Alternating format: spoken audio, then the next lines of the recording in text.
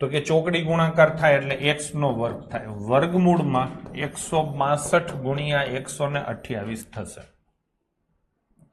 હવે આને હજી સિમ્પ્લિફાય કરીએ. આમાંથી હું 9 બાર કાઢું તો તગડો 12 જાય. આમાંથી 9 બાર કાઢવું એટલે તગડો 12 જાય. એટલે અહીંયા નવડો જાય એટલે કેટલા વધે? 18. આમાંથી 16 બાર કાઢવું એટલે કેટલા વધે? 8. અને 12 કેટલા જાય? 4. વર્ગમૂળમાં 18 18 144 થાય. એટલે 3 ચોક 12 અને આનું વર્ગમૂળ થાય 12 એટલે 144 થાય. x નો વર્ગ બરાબર 144 થાય. તો x બરાબર કેટલા થાય? 12.